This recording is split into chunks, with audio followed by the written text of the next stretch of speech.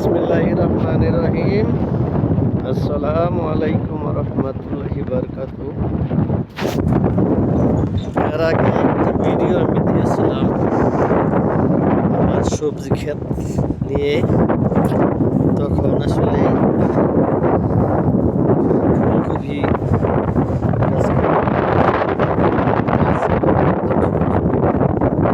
এখন ইনশাল্লাহ অনেক বড় হয়ে গেছে। আমার 2টা ক্ষেত। এখানে যে ক্ষেতটা, এই ক্ষেতের মধ্যে আসলে কফি আসা কেবল শুরু হইতেছে, এখনো পুরাপুরি আসে নাই। ইনশাল্লাহ অচিরেই এসে যাবে, আপনাদের দেখাবো। ঠিক আছে, ওই স্পিডে যে আমার আরো একটা ক্ষেত, সেটার মধ্যে কফি ইনশাল্লাহ ইচ্ছা গেছে। তার পাশাপাশি যে রসুন লাগাইছি, রসুন ক্ষেত। এখানে অনেক ধরনের সবজি আছে, মরিচ গাছ আছে, লাউ গাছ আছে, অনেক ধরনের। আমাদের এই বলদের ভিতরেই ইনশাল্লাহ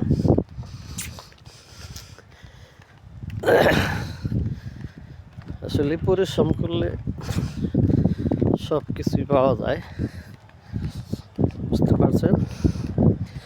দেশের মতোই সব কিছু আবাদ করে খাওয়া যায় ইনশাল্লাহ। সৌদিতে তো সবজির অনেক দাম। যাই হোক, নিজেরা বুইনা খাই তো বেশি ভালো। এ দেখেন ইনশাল্লাহ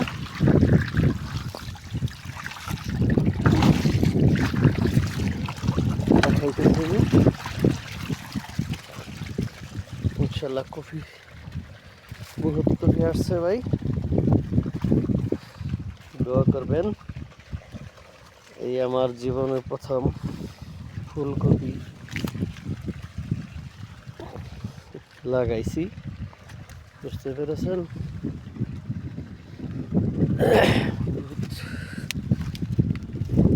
অনেক খাইছি, আর এখানেও আছে।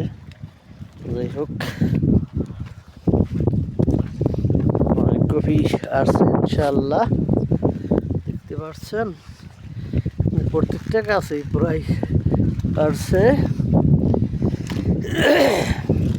ভিডিওটা বেশি বেশি লাইক এবং শেয়ার করবেন পরবর্তী ভিডিও পাওয়ার জন্য।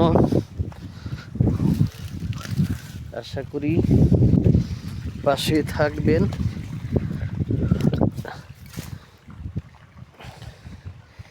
এই যেখানে টমেটো গাছ লাগাইছি, করলা গাছ লাগাইছিলাম। করলা গাছ আসলে এত সহজ হয় না, করলা গাছ মরে গেছে, বুঝতে পারছেন। মরিচ গাছ আছে, পুঁই শাক গাছ আছে, তারপরে আমরা বাংলাদেশে বলি বুট, হিন্দিরা বলে চানা। সব ধরনের গাছ ইনশাল্লাহ লাগাইছি। দুনিয়ার পাতা আছে।